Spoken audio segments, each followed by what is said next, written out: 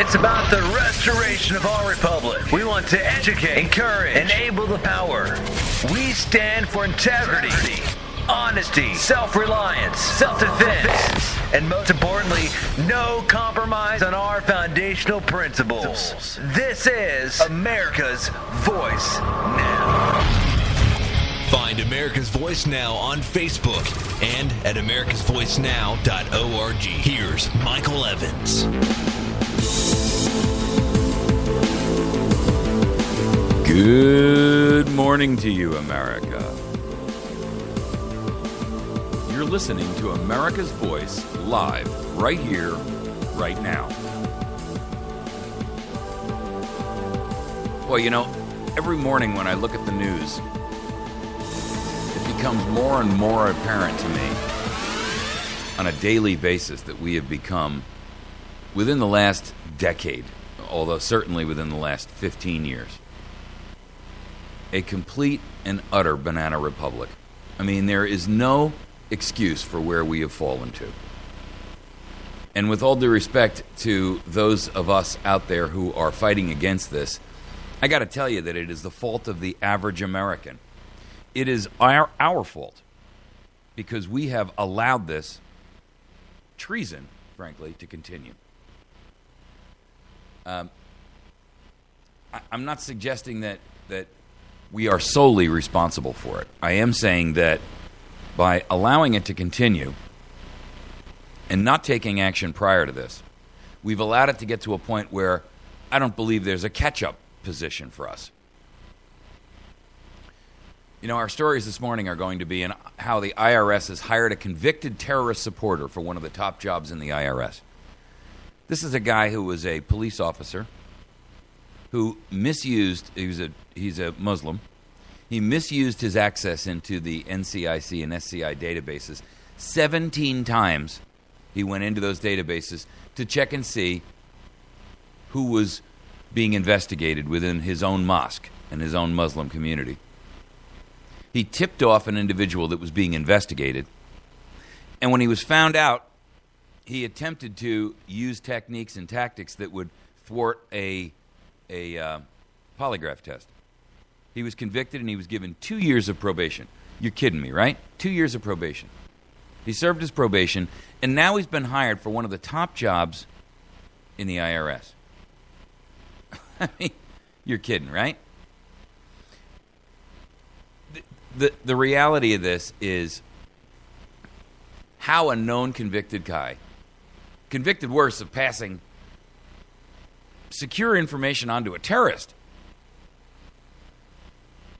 how he got this job is beyond me. I mean, at this rate, I may as well apply for Attorney General because the odds are I might get it.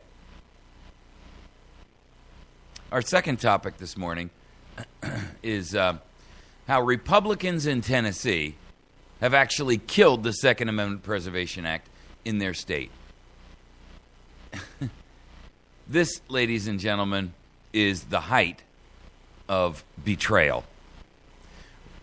This is your pubic party, folks. It's not anything I ever recognized as the Republican Party. This guy who we're going to discuss this morning, he is a traitor to his own constituency. He's a traitor to his state. He's a traitor to his nation. He is a traitor to his oath and to the basic foundations of our nation.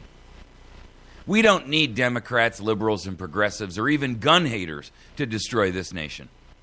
We have scum like this, who is supposed to be one of the defenders. There's a new mantra that must be begun between now and November, and that is fire them all. None may stay, fire them all. The entire House has to go. Every House member is up for election. They all must go. Every one of the 1/3 of the Senate that is up for election, all of them have to go. I don't care if you pull a janitor out of the local retirement home. Put somebody in there that doesn't have any political experience, any political corruption tied around them. This is beyond salvage, folks. It's beyond comprehension that we have not stopped this. Our third topic, tech giants spy on the citizenry on behalf of the government, and you've got the government's own representative coming out. This is the top lawyer for the NSA who says the tech giants knew all along they were providing full assistance to the domestic spying program. They knew it. They've been lying to you, telling you, we didn't know anything about this. Now they're supposed to meet with President Obama later this week. And the truth is, they knew all along. Now, Microsoft, and I'm going to talk about this, and Bill Gates Foundation are attacking private colleges and universities for opposing a massive student database being built by the feds. Who'd have thunk Bill Gates would become public enemy number one for betraying our students and our youth? And Microsoft is caught up in its own privacy storm when they went out and they actually searched through the private emails of a blogger that they suspected of having stolen some software code. Since when is Microsoft law enforcement? In California, the courts upheld DNA collection, even if you have only just been arrested, not convicted, not even charged, just arrested. The feds have been doing it for years. You can be arrested for protesting in Washington, D.C., which would be a misdemeanor, and they'll take your DNA. Google says they're enhancing encryption for email. Meanwhile, they are reading your email for their purposes and then handing it off to the government. The two are colluding together. And that's treason. You know why? First and foremost, because the government is allowing a private corporation to do its dirty work. Secondly, because the government itself is there for one purpose and one purpose alone: to preserve and defend the rights of the individual. End of argument. Its only purpose is to defend and protect your right to life, liberty, privacy, the pursuit of happiness, your ability to keep what you earn, your ability to function, your ability to take your skills and your talents and put them to their highest and best use, without interference, without undue influence, without stress, without coercion. The other day, a Phoenix reporter came out and said the White House and the press secretary, they get daily briefings, and they know the questions are going to be asked in advance, and they actually even provide some of the answers back in writing before the press office is held. Now she comes back out. As soon as this hit, everybody screamed bloody murder. You can't do that. This was given as an off-the-record meeting. So she comes out and she says, my mistake, I own up to it. It's really not how it happens. Boy, can she breathe a sigh of relief. She won't be fired, and suddenly she won't die in a horrible accident with snipped brake lines. The kids can go to school and not worry about a Sandy Hook that'll happen in their specific classroom. And her husband is deeply relieved that he still has his job, and he won't inexplicably fall in front of a train on his way to work. Ladies and gentlemen, this is what happens in dictatorial authoritarian regimes, not in the United States of America.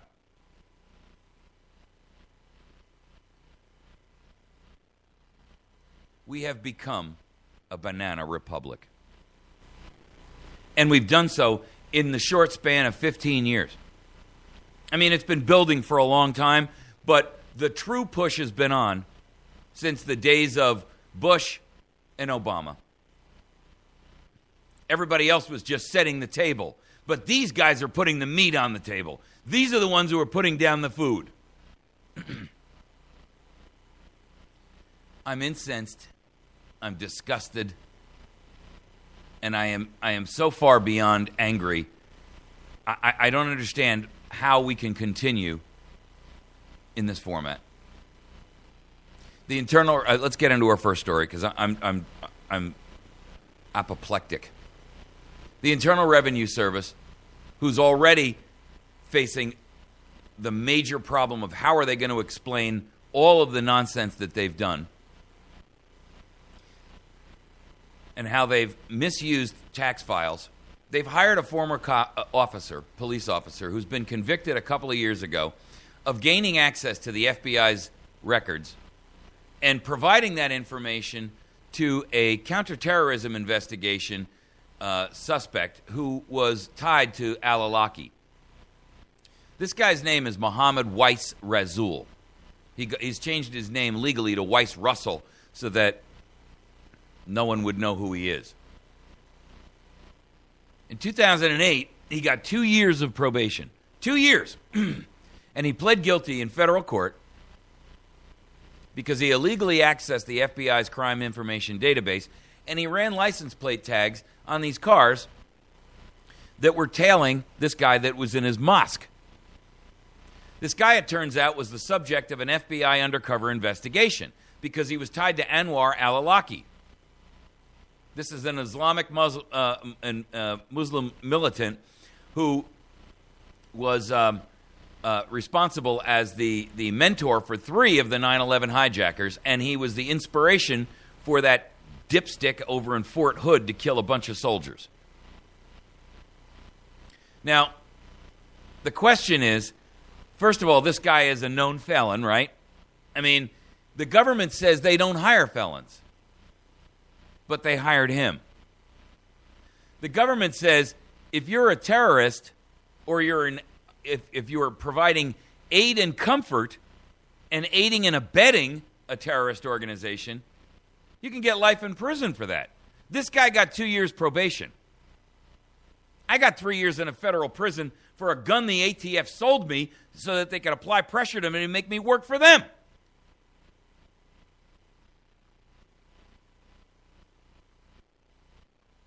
This is unbelievable. Worse yet, the job he got is as a financial management analyst. That is 3 rungs lower than the highest level career position you can obtain in the IRS without a presidential appointment.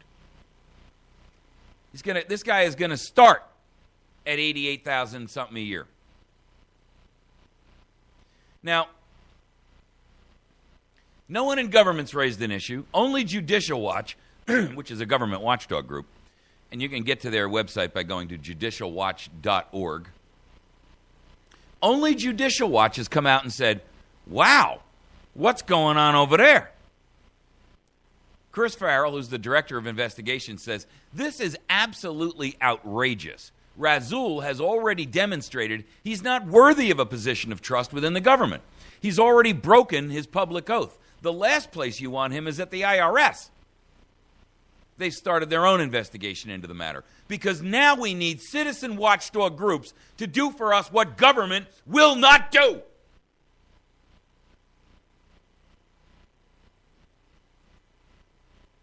That's the whole purpose of government, ladies and gentlemen. They are supposed to be watchdogs of our privacy, our safety, our ability to function. They are supposed to protect us from an agency like the IRS run amok, from a rogue agency like the ATF, like the EPA, the CIA, the NSA. And in fact, they're not. They have colluded. The press is helping them. The tech giants in the country are helping them for either profit, ideology, or God only knows what. The problem is that we have slipped into, and I want you to understand the definition when I use the term fascism, because you shouldn't get all panicky and say, oh my God, he's calling us Hitlerians. You're not Hitlerians. The proof of the pudding is this. Fascism is not a function of what Hitler did in Germany. Fascism is a merger of corporate interests and government. It is when corporations and government merge together to screw you for the benefit profiteering-wise of corporations and for the empowerment of government. That's what it is, ladies and gentlemen. The fact that Hitler took it askew and bent it around the corner and went off to kill all the Jews is secondary. Mussolini was a fascist. They didn't march off 6 million Jews to the camps or 6 million other Europeans. Lest we forget, there were 12 million that were killed, not 6. We are a fascist dictatorship right here, right now. Anyone who denies that is living in a fantasy. They don't want to admit it because no one wants to admit that the late, great United States of America could have fallen into totalitarianism. But we've allowed it to happen. Why do we have to have a group out there like Judicial Watch? I mean, I applaud and commend them for their effort. But, you know, this is government's job. Not to hire the perpetrator of a terrorist act and then put them in charge of, you got to be kidding me, financial management analysis.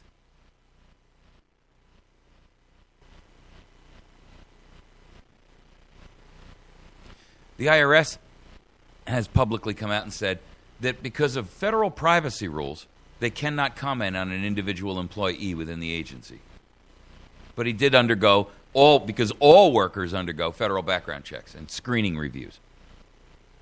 Now, the tone of this article from the Washington Times is lambasting the quality of background checks.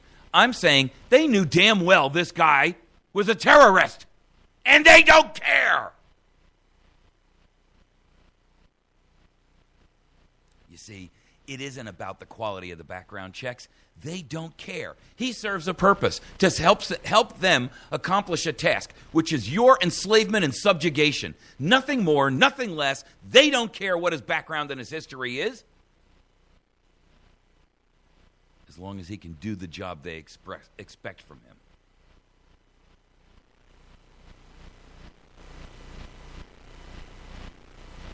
Philip Manuel, the former U.S. counterintelligence agent and the chairman of the investigative firm called MBD International, says, "It's astounding to me, with his activities at the police department, that he should have a position within the federal government that involves a matter of trust and responsibility. There's something fishy here as to how someone with his background could get cleared." No, there isn't something fishy here. Go look back at the history of other fascist, dictatorial, authoritarian states. The people that ran Hitler's fascist Nazi party, these people were salesmen and teachers and low-level workers who were given an extraordinary amount of power and became so inebriated by it, they became the monsters of history. This is no different.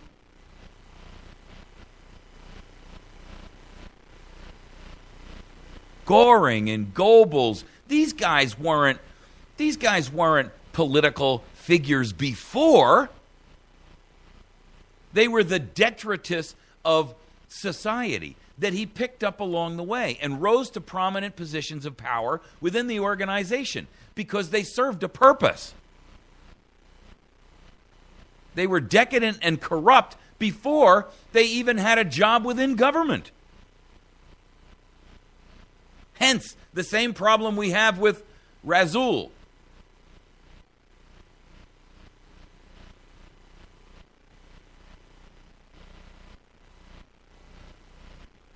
Washington Times throws out that Congress and federal agency are re-examining the quality of background checks after the high-profile lapses, including figures like Edward Snowden and Washington Navy Yard shooter Aaron Alexis.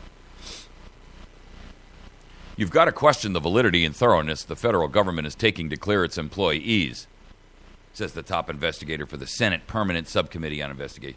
Let me tell you something. They don't care what the investigation turns up. They know exactly what's in this guy's background. Listen, if he's fresh off of probation only 2 or 3 years ago, they know exactly who this dude is. They don't care. Just so you get the full context of this guy's betrayal, I mean, it's pretty incredible. He improperly accessed a police database, and it was discovered only after this counterterrorism investigation brought to light the fact that, excuse me, one of al-Awlaki's associates was this guy who he was giving information to. And the agents traced the leak back to police officer Rasul. This is a guy he met at a local mosque in Virginia. And the guy said to him, I think there's these 3 cars that are following me. Here's their license plates. And Razul went and pulled the plates up. And he said, well, they don't belong to individuals. They belong to this vehicle pool. The cops went to this guy's house the next day, and he was already destroying evidence.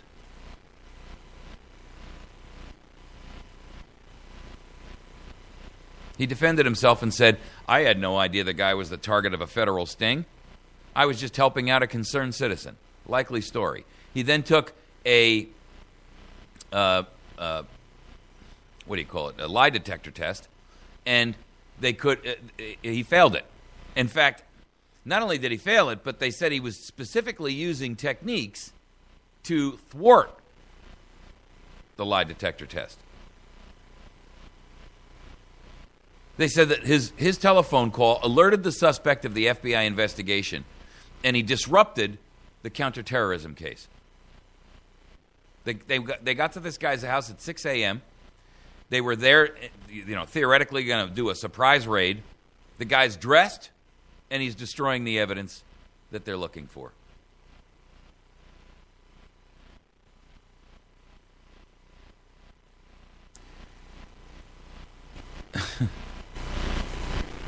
This, ladies and gentlemen, is the height of betrayal. I mean, I got to ask you, at what point does this reach the level where we need to, as a nation, rise up? What point does that take? Where does it happen? When do we say enough is enough? We're going to take a break. When we come back, we're going to tackle our second topic. Republicans in Tennessee have killed the Second Amendment Preservation Act. You got to be kidding me. When are you going to realize that the duopoly party system is nothing more than the illusion of choice? We'll be right back. Please make sure that you work and patronize our sponsors, because these are the folks that keep us on the air. Visit Wits End Classic Barbershop for a great haircut anytime.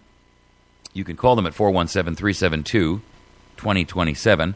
They have a $10 haircut in there, but they also do this old-style hot lather, straight razor shave with the hot towel and the whole 9 yards. If you want to treat your husband or your boyfriend or your significant other to a great haircut, shave and a haircut, you can do that and then take them into the back where Patriot Cigar and Tobacco is located, and they have hundreds and hundreds of cigars back there. If you've got a special event coming up and you'd like to, give yourself a little bit of a treat, do that.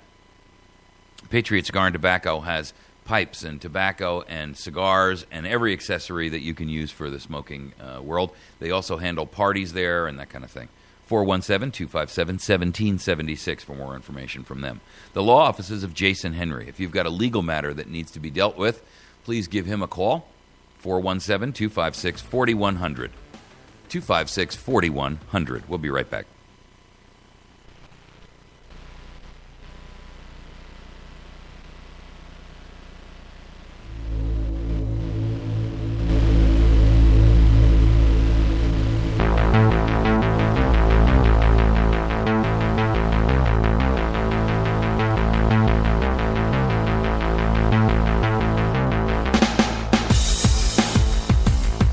Oh, yeah.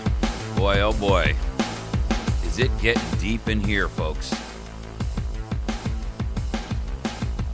I mean, when you've got Republicans and a state senator, no less, from Tennessee that is actively killing pro-Second Amendment bills,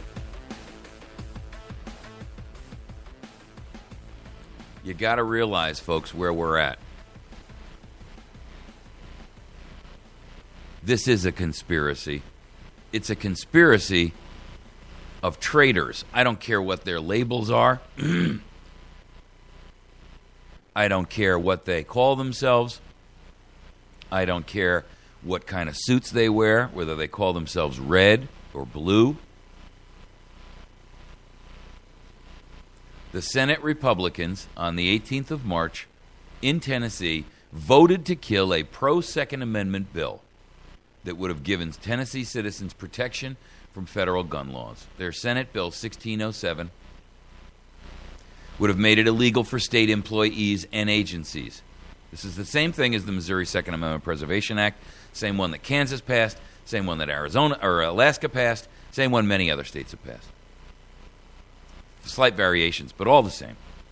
It would have made it illegal for state employees and agencies to, quote, cooperate to impose, collect, enforce, or effectuate any fine, penalty, or other federal enactment or federal enforcement action in this state relating to firearms. Any federal enactment relating to firearms, accessories, or ammunition is void in this state, says the bill. Any federal enactment or federal enforcement action impacting or infringing upon the rights of individuals or entities relative to firearms, firearm accessories, or ammunition is void in this state. The state senators are voting against it, and they're Republicans.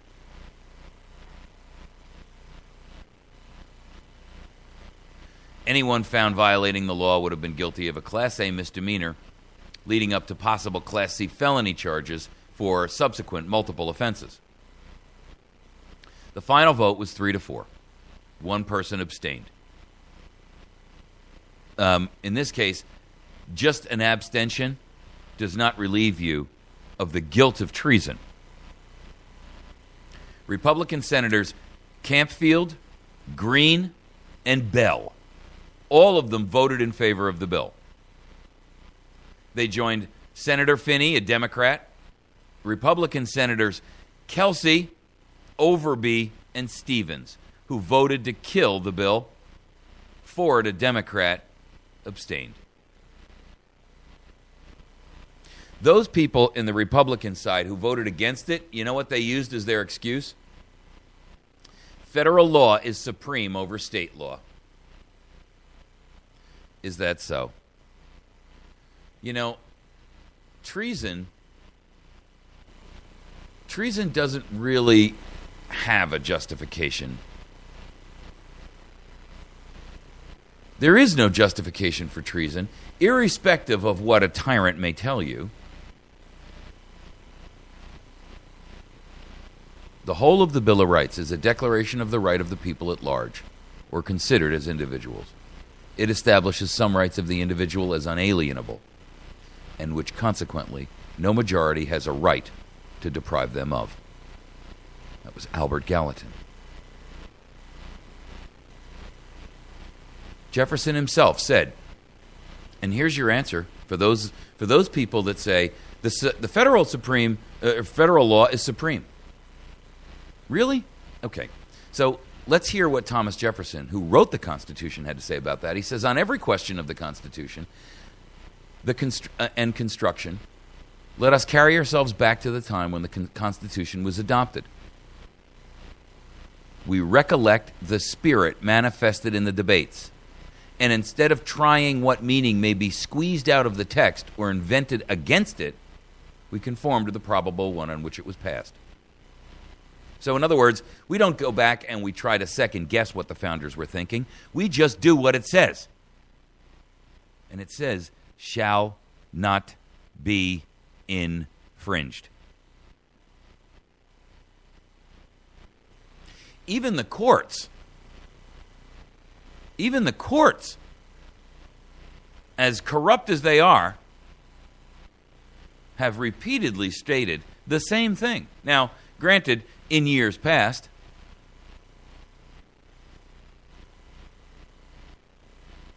the maintenance of the right to bear arms is a most essential one to every free people, and should not be whittled down by technical construction. Construction is a legal term for how do we interpret the text. And what this judge is saying very clearly is that the right to bear arms is essential for every free person and should not be whittled away and chopped down and chipped away at by technical construction. Technical being the federal law is supreme over state law. Because, see, the Constitution supersedes any federal law itself, period. You can't have law passed by Congress people after the Constitution that overrides it, not without a constitutional amendment voiding the federal Constitution itself. Here's another judge. The provision in the Constitution granting the right to all persons to bear arms is a limitation upon the power of the legislature to enact any law to the contrary. The exercise of a right guaranteed by the Constitution cannot be made subject to the will of the sheriff. That was in 1922. 1859, Cockrum versus State. The right of a citizen to bear arms in lawful defense of himself or the state is absolute. He does not derive it from the state government.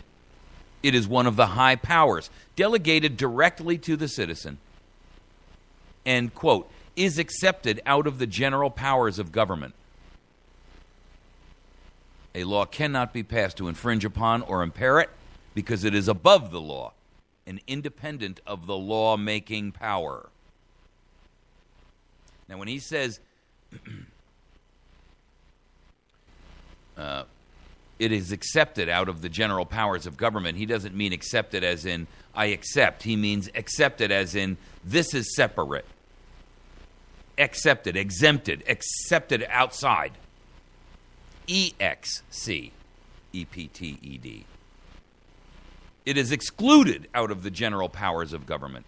Separate, held above.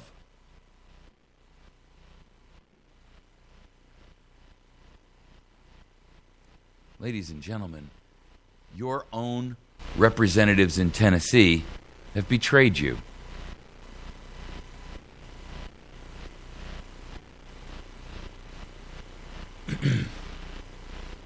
The Supremacy Clause is, and its use by state representatives to wash their hands like Pontius Pilate of a hot potato issue that they don't want to touch because they're afraid of their own career is inexcusable. And it is the highest form of betrayal, as evidenced by the enduring legacy of Pontius Pilate himself.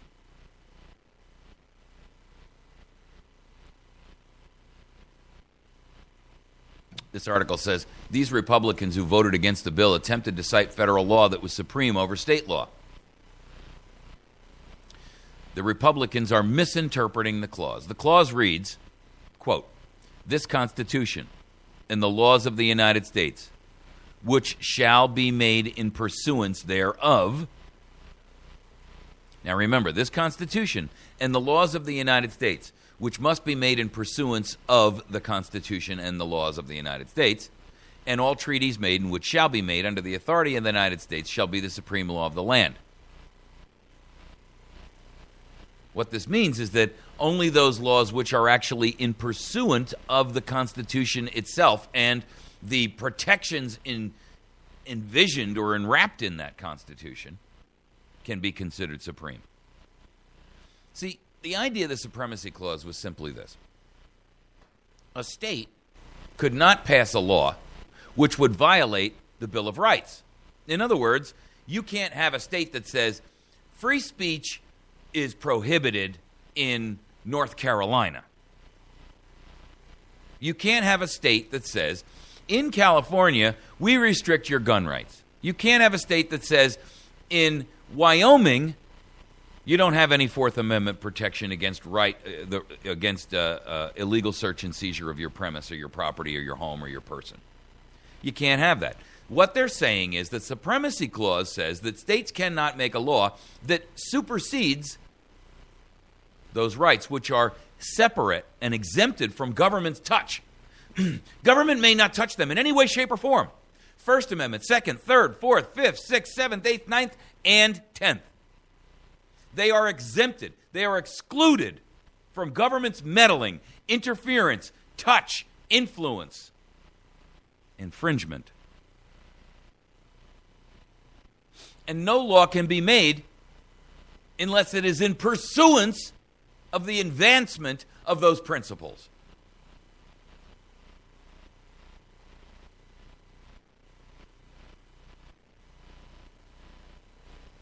We have never given Congress the authority to strip us of our God-given rights. I can't say it strenuously enough.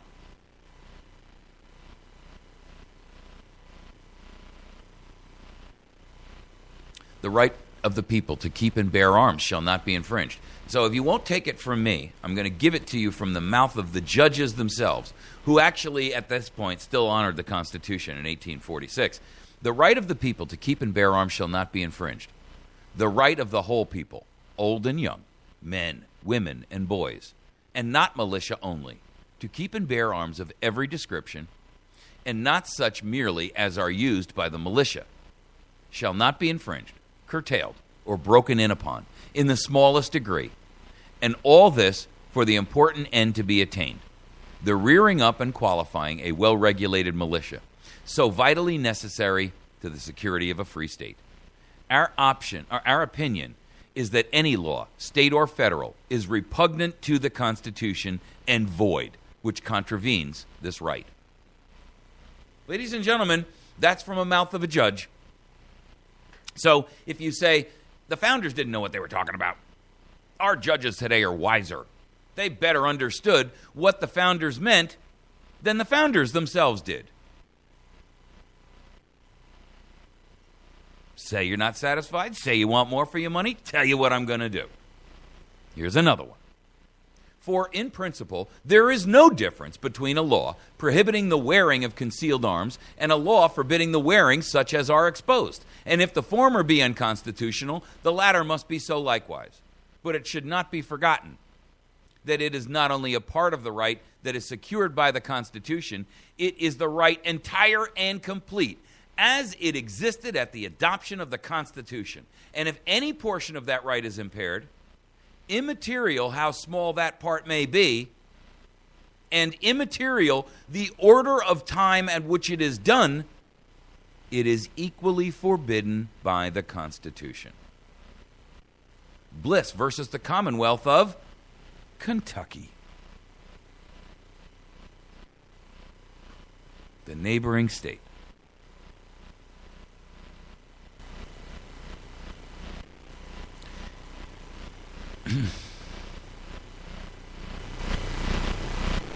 See, the problem here, folks, is that we have completely and utterly neglected to follow that which we know to be right and correct and true.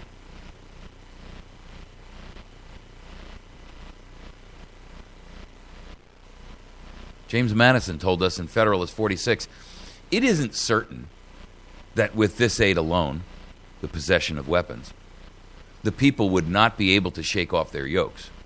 But were the people to possess the additional advantage of local governments chosen by themselves, who could collect the national will and direct the national force, and of officers appointed out of the militia by these governments and attached both to them and to the militia, it may be affirmed with the greatest assurance that the throne of every tyranny in Europe would be speedily overturned, in spite of the legions which surround it. You see, these guys actually had the real-world experience of what tyranny is and does and how it affects the lives of everyday people. And they made it clear that the one principle that could not be assailed, could not be touched, whittled away, chipped away at, was your right to weapons. Not weapons of ancient origin, but weapons that were similar, equal, and combined to equal whatever force the military and the government itself has.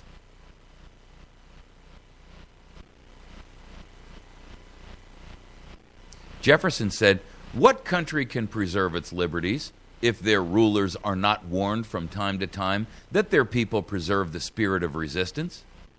Let them take arms."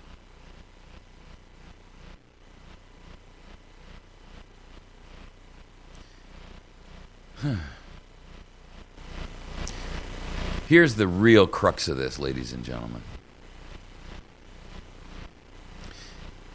And this was John Trenchard and Thomas Gordon in a series of essays called in Cato's Letters and Essays on Liberty. And this sums it up. This expresses who these senators in Tennessee are. This expresses who the governor is of Missouri when he vetoed the Second Amendment Preservation Act. This expresses to you very clearly who Chuck Schumer and Nancy Pelosi and Dianne Feinstein are. This expresses to you who the President of the United States is in his rabid and manic effort to strip you of your right of self-defense and your right to defend and protect your country and move it back in time to a point where their tyranny was not paramount. Here it is, and it's one simple sentence. You should write this down. And you should, I don't care if you make it, if you write it on, if you get it printed on a T-shirt, if you write it on your hand and you read it off as you meet people every day. Because it expresses everything people need to hear in one succinct sentence. Men that are above all fear soon grow above all shame. Men who have no fear soon have no shame. And ladies and gentlemen, we have an aristocracy that has grown in this nation that has no fear. And they have proven themselves to be abundantly above the principles and the concept of shame. They could care less what you think of them because they only have to meet you every 2 or 6 years. They couldn't care less whether or not you like them or not. All they're interested in is the achievement of their own personal improvement, whether that's in power or money or career. It makes no difference. These are all men and women who are above fear, and therefore they are above all shame. Men that are above all fear soon grow above all shame. Think back and put that into its perspective. And look at every tyrannical, abusive dictatorship, authoritarian regime, totalitarianism. Pick what you want. I don't care whether you call it and label it communism and socialism and whatever you name it. Fascism. They're all the same. You see, they are nothing other than legal constructions to separate and divide you. Because they don't want you arguing about whether we've fallen into authoritarianism. They want you arguing about whether it's socialism, fascism, or communism. It doesn't matter. It's all antithetical to the concept and the principles of liberty.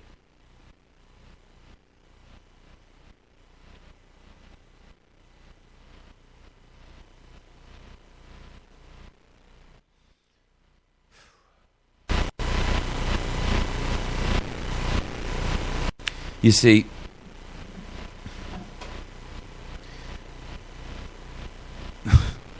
without the principles and the understanding that we have an obligation to stand up and protect ourselves in the present day, in the present state, from these tyrants in government. And they are tyrants, make no mistake about it. I don't care whether they're in Tennessee or whether they're a governor of Missouri or whether they are the president or a senator in the Washington, D.C. area. Makes no difference. They're all the same. Their faces may be different. Their families may be different. Their principles and their ideology of power at all costs is the same.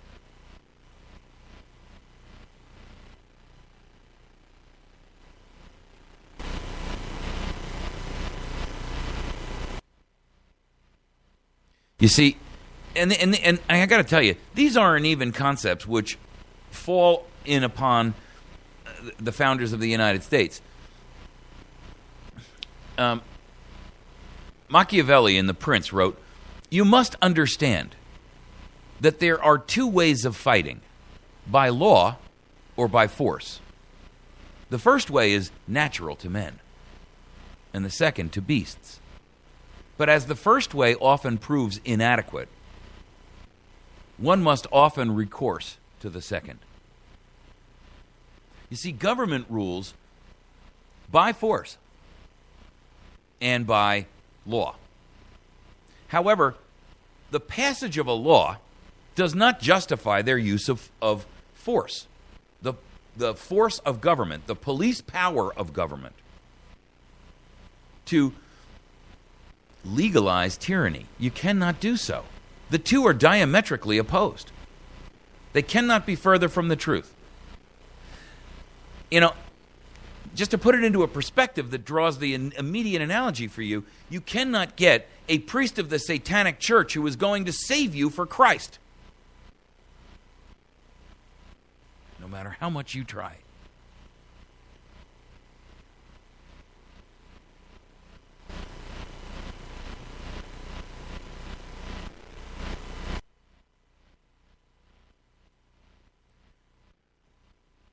When you see states that have, and states should be the last bulwark of defense over a federal government before the people themselves must take up arms to defend their own interest. We elect state representatives to do exactly that on our behalf. And when they fail, as they obviously are, they leave us no choice.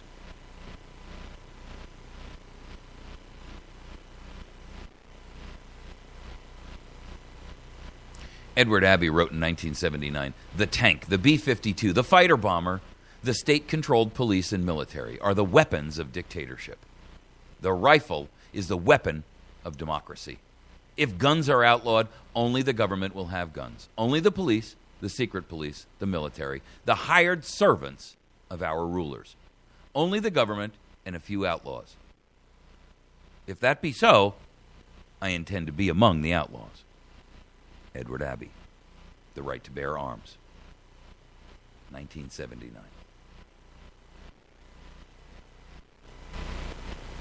Joseph Story, and I'm going to leave you with this because we're down to last 2 minutes. The right of the citizens to keep and bear arms has justly been considered as the palladium of the liberties of a republic.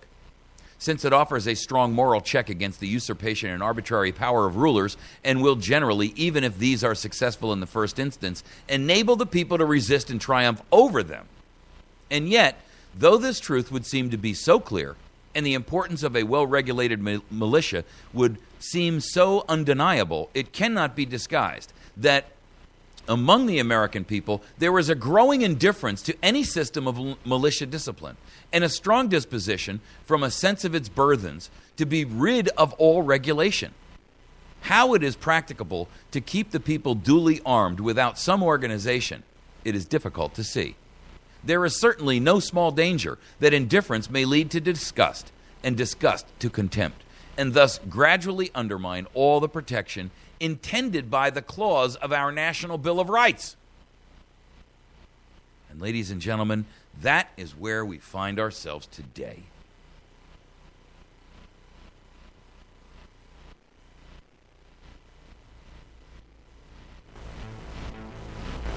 There is no honor. There is no integrity in what these men have done in Tennessee. There is no honor in what the governor of Missouri did a year ago. This year, they're about to pass it again.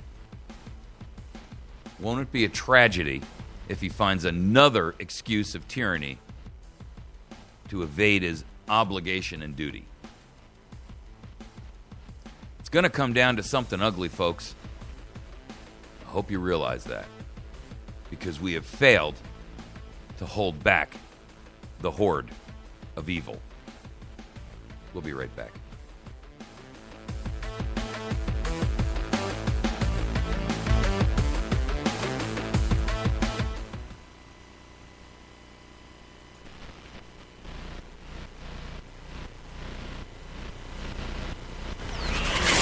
It's about the restoration of our republic. We want to educate, encourage, enable the power.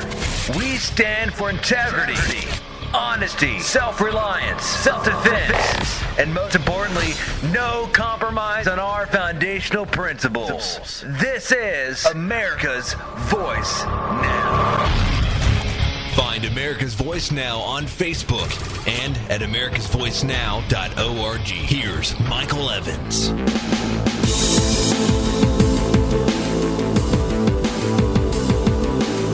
Good morning, America. You're listening to America's Voice right here, right now. We're in the third segment of our show this morning. It is Friday, TGIF. You know, we try to cover a group of different topics or every morning, actually. And this morning we covered the IRS and how they've hired a convicted terrorist supporter for one of the top jobs analyzing fiscal and financial information within the IRS. This is a guy who was a cop, and they've actually hired him for one of the top jobs in the IRS, making $90,000 a year. It's incredible. Then we discussed in the last segment how Republicans in Tennessee have killed the Second Amendment Preservation Act, willfully violating their obligation and their duty to their citizenry. I gave you multiple quotes from individuals who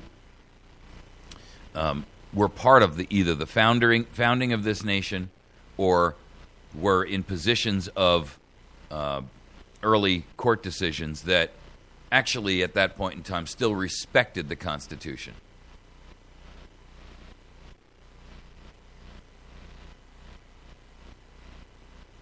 You know, there is nothing that we can do to allow ourselves to accept the violators of the principles of our foundation and our nation as a whole. Any attempt that we make to try to excuse that behavior is a complete and utter failure on our part. And, I mean, don't get me wrong. We are up against mammoth, and I mean mammoth, powers and forces, powers of evil. The top lawyer for the NSA came out and said, you know, those tech giants telling you that they didn't know, they are lying. This is the top lawyer for the NSA. I ain't making this stuff up. He says they're making it up. Talk about no honor among thieves. You got to be kidding me. The top NSA's general counsel. Listen, you don't get any higher than general counsel in the NSA, kids. I mean, he says Yahoo, Google, Facebook were not only aware of the NSA surveillance programs, but in fact they provided full assistance. Meanwhile, you've got, this will kill you, you've got the meeting with President Obama to talk about it. You're kidding, right? He's planning on meeting with top CEOs. I don't think these people should be making any decisions hand in hand with a government that is a known traitor and an oath breaker. And now apparently they are as well.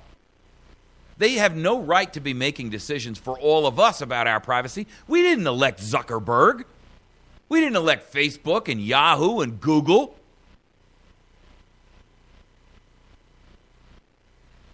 I mean, you got to be kidding me.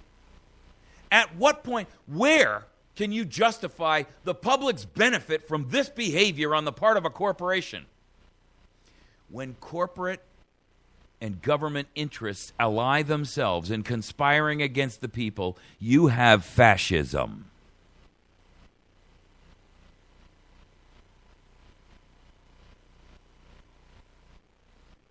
I can tell you this, based on the statement of this general counsel for the NSA, the one thing I can tell you is absolutely without an ounce of doubt, all of them are lying. They're either lying to us or each other. It makes no difference. There is no truth to be found here except one. There is only one thing that you can walk away from all of this with. And here it is. They are all acting in a treasonous fashion, colluding, plotting, scheming, whether for profit, whether for ideology, or whether for personal gain. All are guilty of conspiring and colluding in the commission of treason. This is not about you being kept safe. Ladies and gentlemen, despite the risks that exist in flying in an airplane, just the statements that you've heard over the past couple of days about this plane mystery thing should assure you that you have a far greater chance of dying going to work in your car in the morning than you do of dying on an airplane, which tells us that the kabuki theater of the TSA and all of this surveillance technology, it is not meant to protect you. It is meant to enslave you.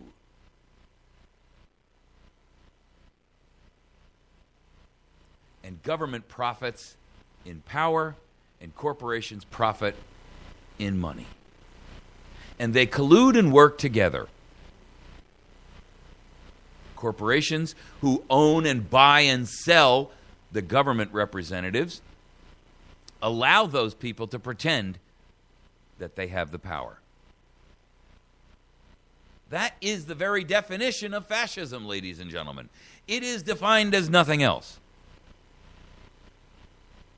The problem is that at some point, the average American people who are completely unrepresented in all of this determine that they've had enough. And then government and their real purpose come to light.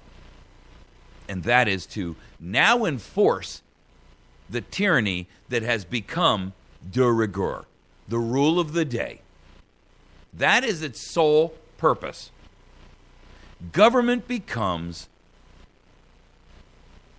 the dominator, the enforcement arm on behalf of corporations. That's what this is about. That's why these traitorous, two-bit, cutthroat betrayers in Tennessee should be removed from office by election if possible, by recall if not, and all else at force of arms if necessary. Tar and feather them. Eject them from your society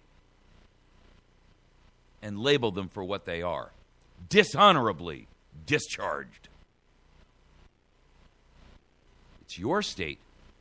It's our country, not theirs.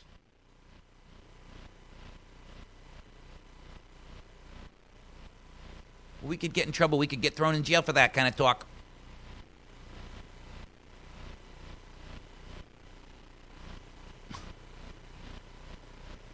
Oh, boy. The strongest reason for people to retain the right to bear arms is as a last resort to protect themselves against tyranny in government. Guard with jealous attention the public liberty. Suspect everyone who approaches that jewel. Unfortunately, nothing will preserve it but downright force. Whenever you give up that force, you are inevitably ruined. Patrick Henry. Have you given up your right to exercise that force? Of course you have. You have because it hasn't been exercised yet.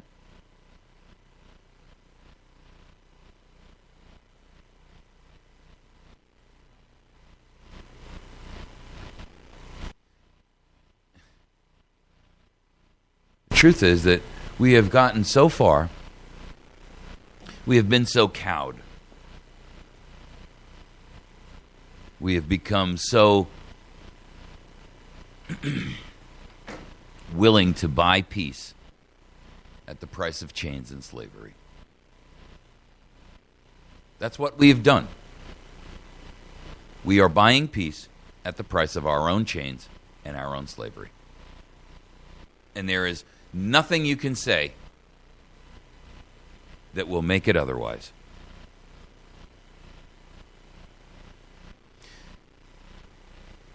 When you talk about these people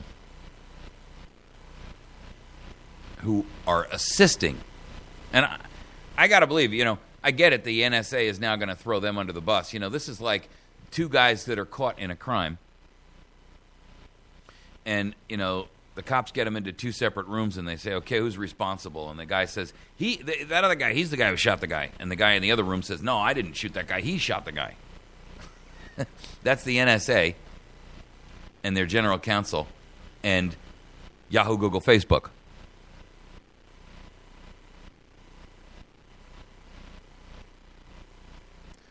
This article, which is in SCG News, and I'll post a link to it in the body of the article here. If there were any remaining doubts regarding Silicon Valley's involvement in the NSA's domestic spying program, statements made Wednesday by the NSA's top lawyer, Rajesh Day, in a hearing on the U.S. government's institutional privacy watchdog, put those completely to rest. He said this under oath, folks. His testimony also confirmed the suspicions of many reporters that the denials made by Facebook and Google have been carefully worded in order to conceal the truth about their role in the programs while still leaving themselves room to backpedal. Apple and Facebook both released almost identical statements in response to the NSA scandal. Both specifically stated that they didn't give the NSA direct access to their servers and that they had never heard of PRISM until a day before. According to Rajesh Day, this is technically true. PRISM was an internal name for the program. It was never mentioned to the actual participants. However, he clarifies that each of the companies involved were fully aware of what was going on and provided, quote, full assistance. He added that service providers also knew that the NSA was harvesting communications data, not from companies, but directly in transit. This too confirms our assessment of the tech company denials we made in our March 18th article on the topic. Facebook, Google, Apple, Yahoo didn't have to give the NSA access to their servers at all, since the communications were being intercepted in transit, and they knew it. But they legalese, in utilizing legalese, they gave you the impression that they had no idea. These companies are still hiding the truth from you. Zuckerberg came out on Facebook the other day and made a statement. The guy should be shunned and exiled from the United States of America with his billions.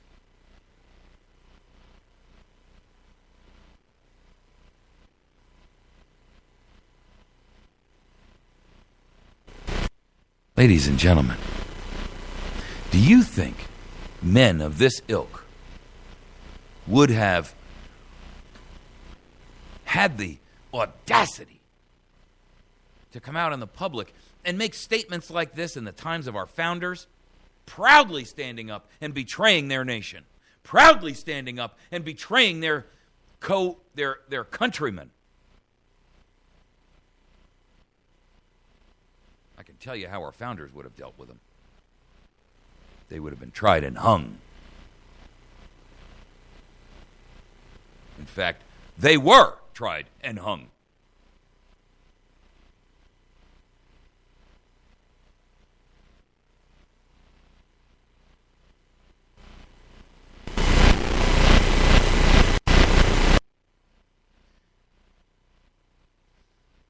We have given up, I suspect. We want to believe their lies to us. And the reason we do is because it gives us plausible excuse not to take up arms against our own nation and our own government. And we desire that above all else because we fear the result.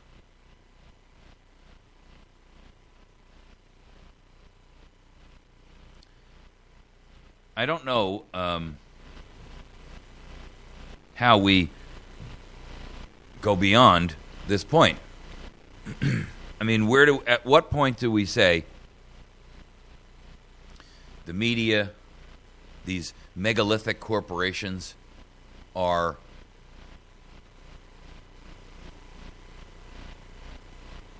allowed to get away with this?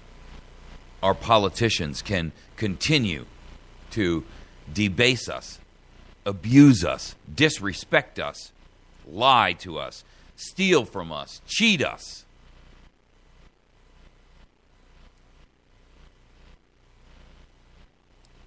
The founder of the Occupy movement, he's actually calling for Obama to appoint Eric Schmidt, the CEO of Google, as the CEO of America. You've got to be kidding me. This is a guy who openly says you don't have a right to privacy.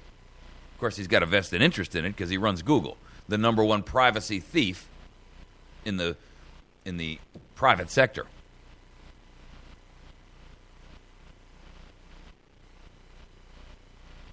But don't you see the betrayal of everything that we have all held dear here for so long? I mean, we're not talking about one example here. We're not talking about two. We're not talking about 20. We're not talking about 50. We're talking about hundreds of examples. At what point do we think, you know what? Maybe the boy isn't crying fake wolf this time because the sheep are all dead.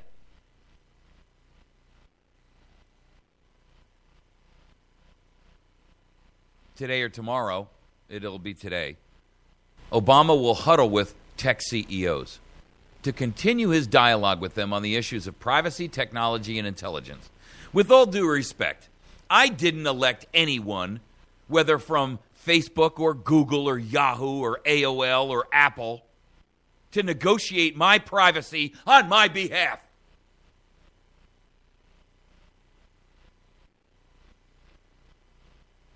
They won't even tell us who the chief executives that are going to be attending are. It's a national secret.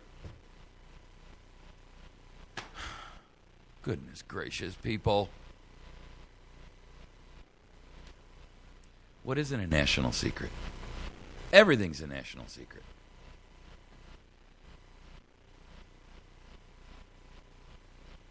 And everything is a charade. Mark Zuckerberg and the press made a big deal about how he called Obama personally to voice his displeasure with the latest round of the NSA revelations. You know what he voiced his displeasure about? The fact that they got caught.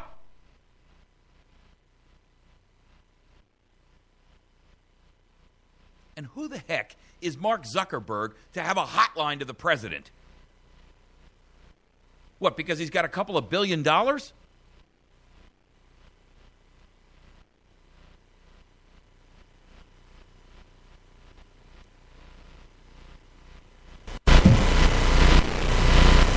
America, we're reaching a point in which there is no point of return. What more impetus, motivation, understanding, convincing do you need?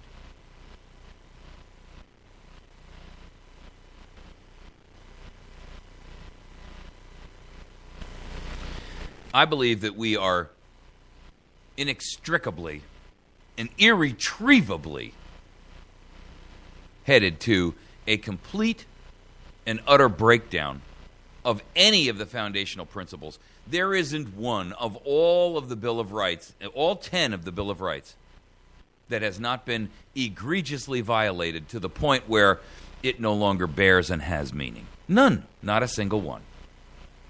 It's done in concert and cooperation between business and government.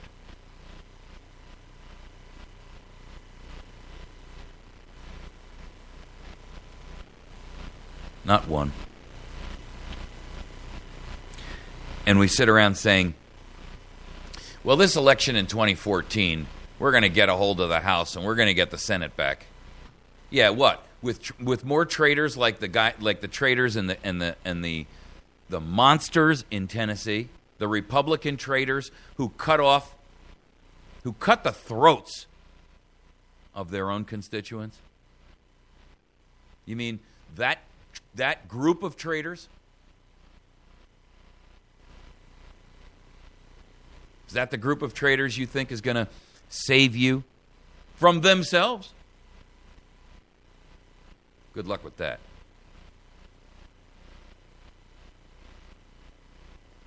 You believe that if we just get good people in, the only good people are those who have never been in before. Don't you see it? Don't you get it? They'll run once and then go home.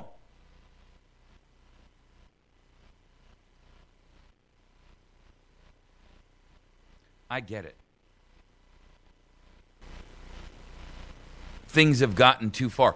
The mountain is too big to move with a few individual shovels.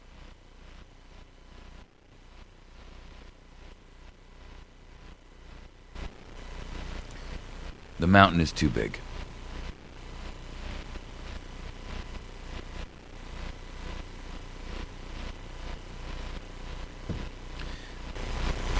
When you have a insurmountable, when you have something that is too big for you to do by yourself with your own physical strength, what do? You employ your brain and you employ creativity and technology to accomplish the same task. We determined a very, very long time ago as human beings that when we couldn't lift it, we got a horse to lift it or a wagon to pull it. And I don't think America is using the technology at hand to solve their problem. I implore you to put some creative thought to the problem. There's lots of technology, some of it very simple, some of it very complex. But we, the American people, must employ it to move the mountain of treason. We're going to take a break. When we come back, we're going to tackle our last and final topic this morning. And that is, we have officially become a dictatorial banana republic. We'll be back in just a moment. Please make sure that you work with our sponsors and visit them. I'd love to see you swing over to Pizza Hut. They are a group of people that work hard to provide a good quality service for a very, very reasonable dollar. They're on Porter Wagoner Boulevard in West Plains. You can swing in there 6 days a week. Tuesdays and Thursdays, reduced price lunch, and then Tuesday evening, kids under 12 on family night eat free. Visit our friends at the Battery Station. You can get to them by going to the Battery Station or just batterystation.com, and also 417-257-7799.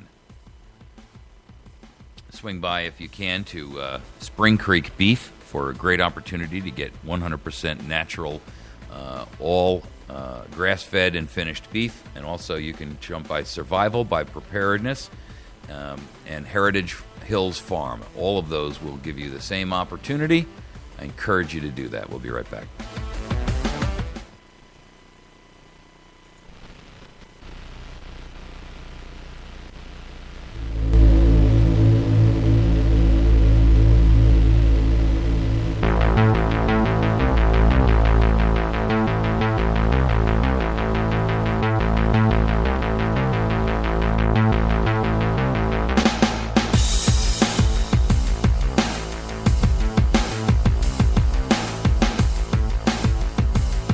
California, the Federal Appeals Court has agreed with a California law that allows them to collect your DNA. All you have to be is arrested. It doesn't matter. You don't have to be charged. You don't have to be convicted. You don't have to be found guilty.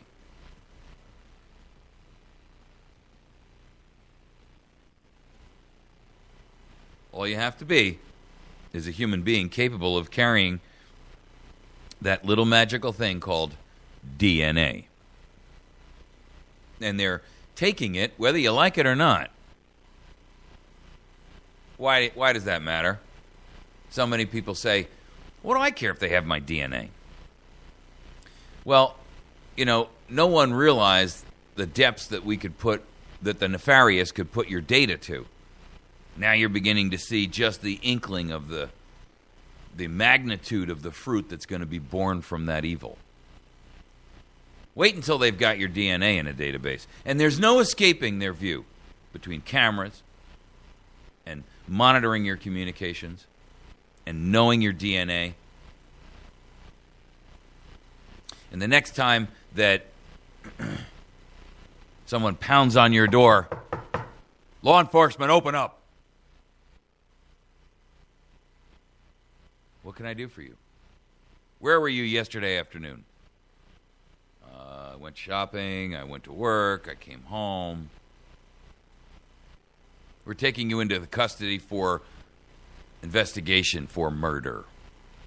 Based on what? Well, they found a plastic wrapper that fell out of your pocket, and it had your DNA on it, and it was found within 10 feet of the body. Have a nice day. We'll see you in about 20 years, that is. Say it ain't so? You're a fool and an idiot.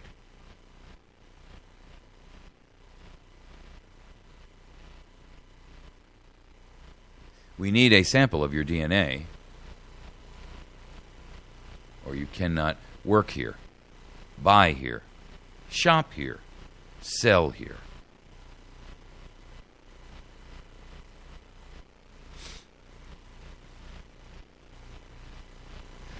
If you believe that living in some kind of a 1984 dystopian world is preferential to the idea that you are, independent, I don't know why you're listening to this program. I mean, I got to ask the obvious question. If you don't think that there's something desperately wrong with this, I guess I'm confused.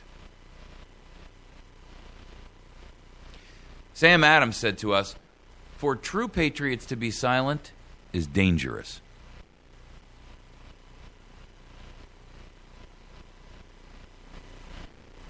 He also said to us, if you love wealth better than your liberty, if you love the tranquility of servitude better than the animating contest of freedom, then go from us in peace. We ask not your counsel or your arms. Crouch down and lick the hands which feed you. May your chains set lightly upon you, and may posterity forget that you are our countrymen.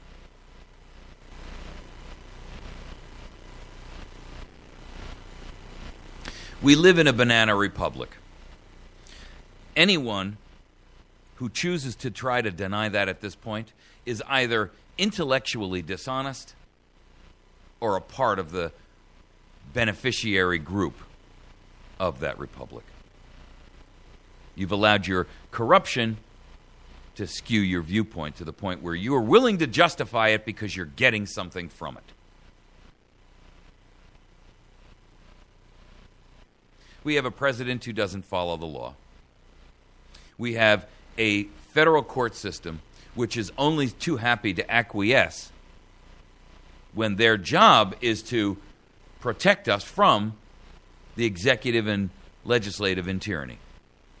We have a legislative who, for all intents and purposes, sides with everything that the executive is willing to do, and then not only that, but institutes their own tyranny upon us. We have micro-dictators vying against each other to who can hurt us the worst. We have state representatives who don't honor their oath and are willing to sacrifice their own constituents. When Republicans say that you cannot pass a law in Tennessee that enables your Second Amendment rights to be reaffirmed and guaranteed and protected by that state. They have no justification for existence as a member of a body of governance. They should be removed from their position, labeled, ejected, as dishonorably discharged.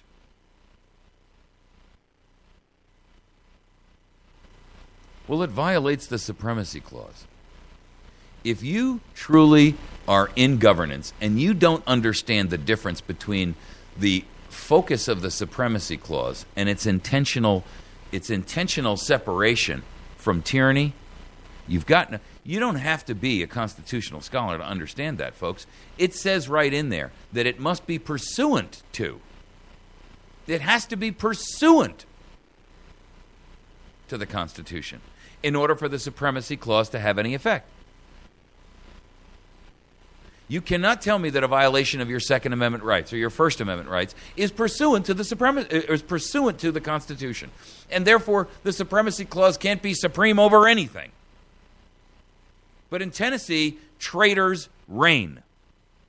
Traitors from the Republican Party, traitors from the Democrat Party, traitors from the party of treason in the White House, an illegal man, an alien, a usurper, a liar, a thief, a known, proven liar occupies the seat of power.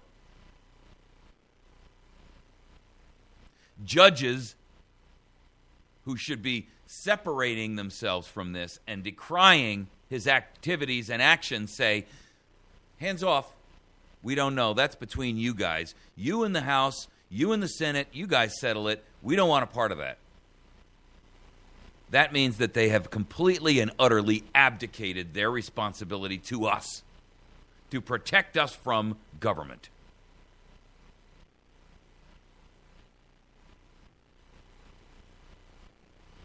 Your police, holy smokes. I mean, it's now clearly, without a doubt, us versus them. No one should be willing to deny that at this point. My question to you is this. Who's on our side? Who's on your side? Who's on the side of the regular Joe? Who's on the side of the 9-to-5 guy? Who's on the side of the welder, the baker, the butler? Who's on the side of those of us who just struggle every day to feed our kids and make sure that they have a good education? Who's on the side of us who are struggling to make sure that the lights are on and the heat simultaneously work? Who's on the side of us? None. No one. No one in government, no one in corporations, no one in industry, no one, period. We are alone. We are abandoned. We have been forsaken by that which is intended to protect and defend us. And that, ladies and gentlemen, tells you this is a banana republic. The media covers it up or assists in its criminal behavior.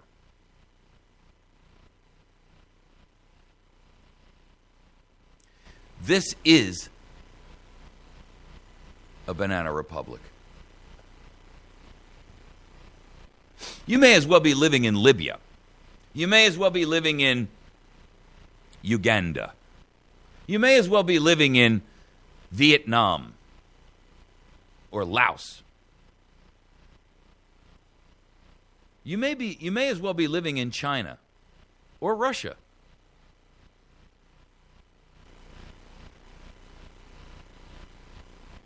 You think because they hold the flag in the air that somehow or other that makes it all better. It makes it all right. It's all going to be fixed at some point in time. I'm not quite sure who's going to ride in and save us, but the republic will turn around and the bananas will go away and the flowers will once again bloom and the freedom will shine. You're fooling yourself.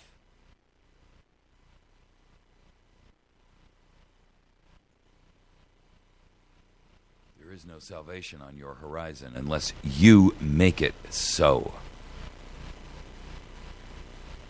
And it's going to be painful, and it's going to be ugly. And it's going to cost you treasure and blood.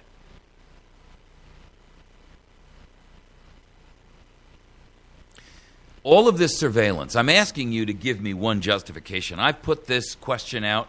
I've put this as an open challenge out for well over a year now. You give me one justification.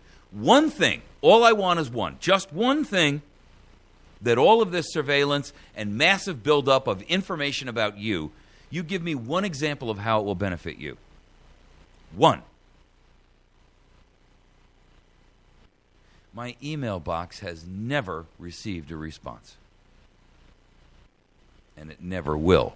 Because none of this benefits you. Not the taking of your DNA, not the monitoring of your purchases, not the ability for them to monitor what you're saying and talking about, not the ability of the NSA. This came out the other day that the NSA is monitoring the telephone calls of entire countries. Every phone call made. Every single phone call made. From the call to your neighbor next door to borrow sugar, to the call to your bank, to the call from banker to banker, arranging a multi-zillion-dollar transfer, all of it's being recorded. Entire nations. And America went, oh, ho-hum. If they're doing it there, and you don't believe they're doing it here, you're a damn fool.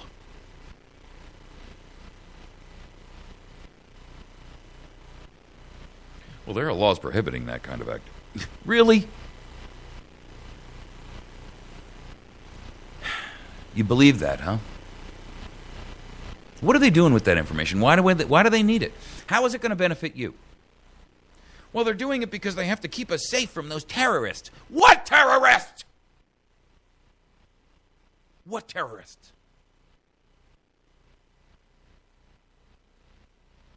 You mean the ones they tell us about from 9/11? Are you so sure that, 19 third world, darn near Neanderthals were able to carry out a plot of that size, dimension, and scope? Really? Have you asked the questions, the hard ones? Have you seen the answers? Well, we could have these shootings and, we got to make sure that these kids aren't getting a gun and going to a school.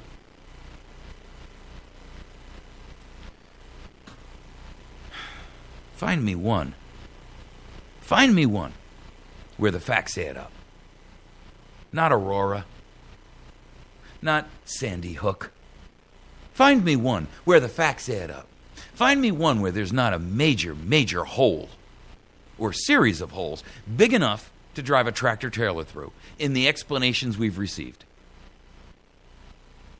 Why are the records all sealed on Sandy Hook? Why are the parents all locked down? Why has the building been destroyed? Where is all of the evidence? We're keeping it private because we want to protect the privacy of the parents. Okay, go back to sleep, please. I can't even solve the problem and help you evaluate it if you refuse to accept.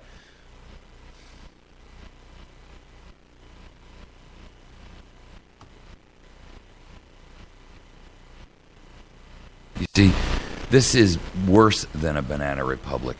This is a banana republic, not with some third world thug who's so, his entire capability is limited to how to pull a trigger.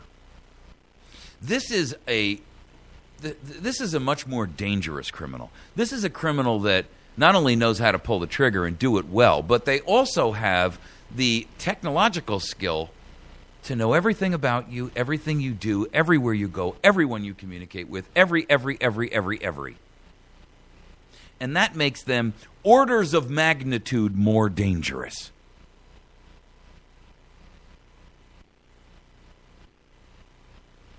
Well, Rand Paul, he's going to fix it when he gets in 2016.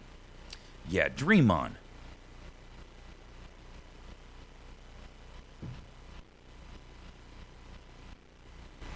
We haven't even made it to 2014 yet. You think we're actually going to make 2016? Look at the economic bubble surrounding you. They're planning their getaway. They're planning their safe haven.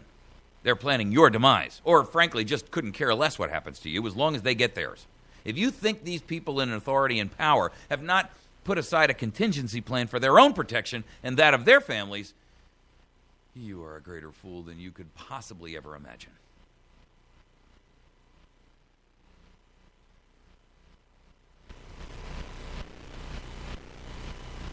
Everyone knows. Everyone is aware. Everyone in a position of authority and power is knowledgeable about what's happening. The simple truth is they just don't care.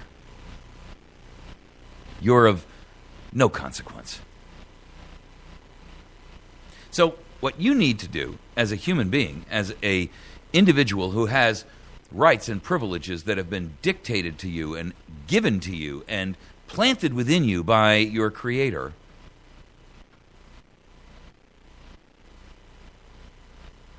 is to stop following the mandate laid down by tyrants, which will universally end up with your demise. When the government is outlaws, there's no reason why we should not become outlaws. None whatsoever.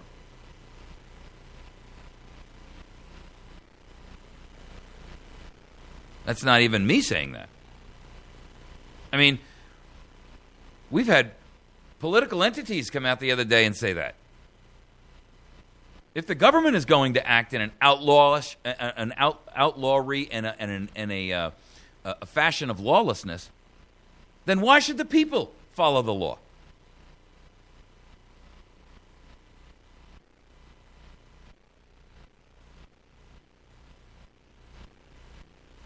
Banana republics get away with terrible, terrible abuses of their people, all in an effort to subjugate unrest. April 15th or April 16th is coming, where they're going to do that American Spring. If millions of Americans show up there in Washington, D.C., and I don't know whether they will or not, you watch and see how that works out.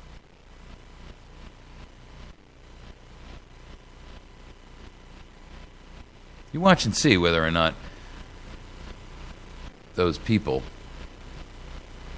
I mean, you already see it. Those people who do speak out, myself included. You know, I'm not talking about the Russias of the world who just express outrage, but really don't call it what it is.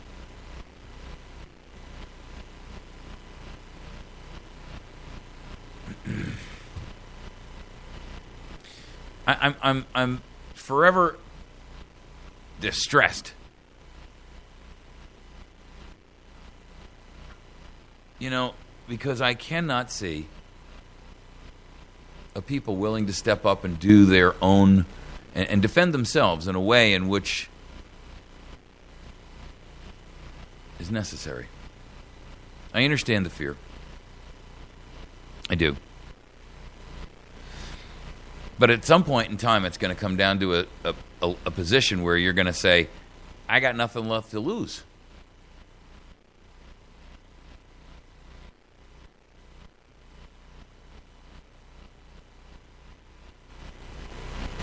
You know why? And it's happened many times before. I know no one wants to actually go back into history and say it's possible. I know, I get it, I see it.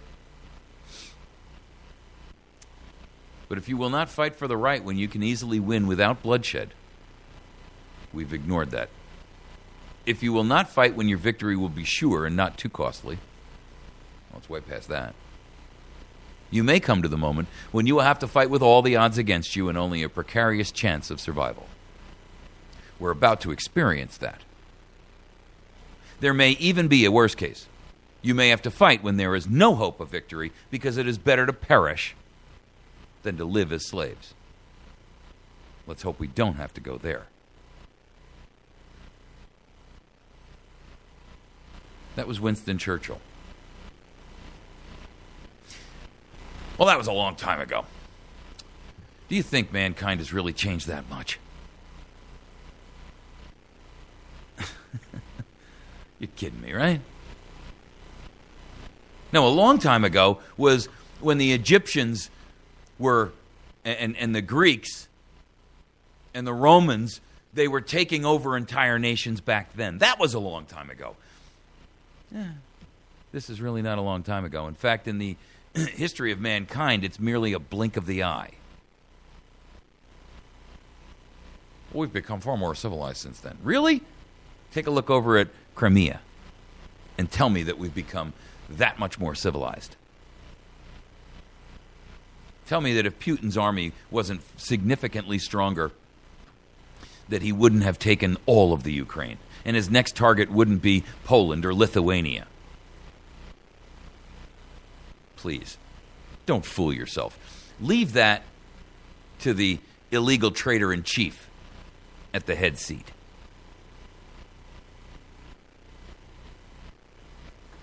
He's acting like some kind of a tyrant. Of course he is, and so are you. The world has turned into a banana republic. And there is not even the pillar of the United States to bring it to a halt.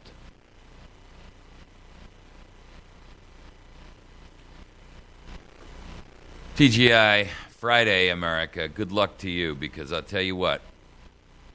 I can't tell you when. I can't tell you how. I may be dead. I may be in prison for what I say here before it happens. But I can tell you this. Somewhere in the near future, the price that we pay to restore this from a banana republic to a constitutional republic of freedom and liberty is going to be extraordinarily painful. And the longer we wait, the more precarious our chances of survival. Physical, emotional, spiritual. If you are of the religious mindset and you say to me, well, God's going to come and say, stop. Tell that to the 6 million Jews and the 6 million Poles and other Europeans who said the same thing as they were marched to the ovens. Say that to the 50 million Ukrainians that Stalin starved to death. You don't know God's timetable. Stop touting it as if you do.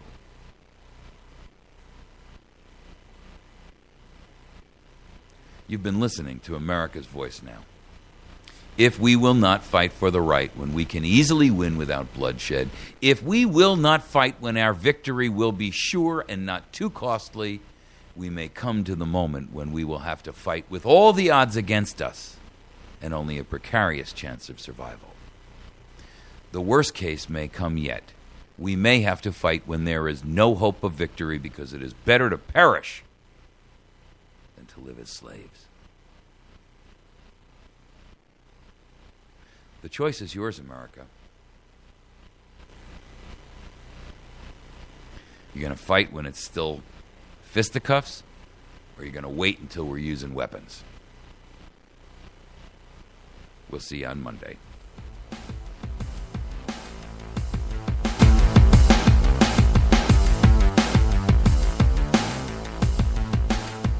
You can communicate with me by going to Mike@americasvoicenow.org. That's Mike@americasvoicenow.org.